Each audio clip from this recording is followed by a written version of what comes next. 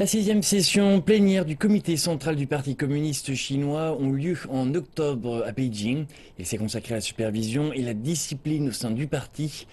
Une décision importante de cette réunion, le président chinois Xi Jinping a été couronné le noyau du comité central du PCC. Le président chinois Xi Jinping a officiellement été désigné le noyau du comité central du Parti communiste chinois le 27 octobre. Il s'agit de la première fois depuis une dizaine d'années que ce titre est attribué au chef du parti. Cette rare distinction lui a été décernée à l'issue de la 6e session plénière du 18e comité central du PCC. Entre le 24 et le 27 octobre, quelques 400 membres du plus grand parti du monde se sont réunis à Beijing. Figurait à l'ordre du jour l'encadrement du parti. Les membres ont notamment réaffirmé la politique de gouvernance globale et stricte du parti et se sont concentrés sur les principes de la vie politique au sein du parti et des règles de supervision interne du PCC. Depuis sa naissance il y a 95 ans, le PCC a joué un rôle essentiel dans les événements majeurs de l'histoire chinoise moderne et a réalisé d'incroyables accomplissements.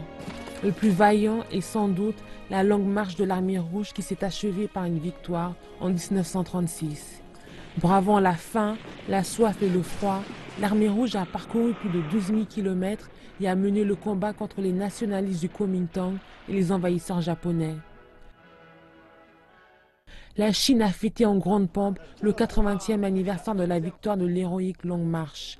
Des célébrations ont eu lieu à travers le pays et une exposition officielle a été organisée à Beijing.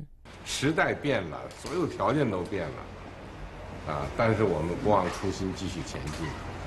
我们为之奋斗的理想、事业是不变的。 Et une cérémonie de commémoration s'est tenue au Grand Palais du Peuple.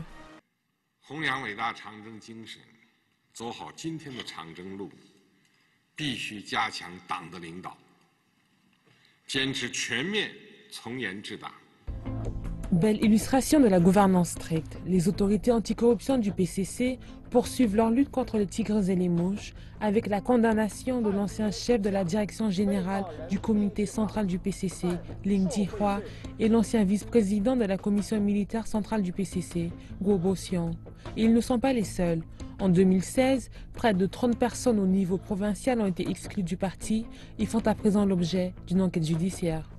Parallèlement, des équipes centrales d'inspection ont été déployées à travers le pays dans des institutions publiques des autorités provinciales et des grandes entreprises d'État. Plus soudé, plus discipliné, le PCC devrait s'attendre à un rajeunissement de son équipe dirigeante au cours de la nouvelle année.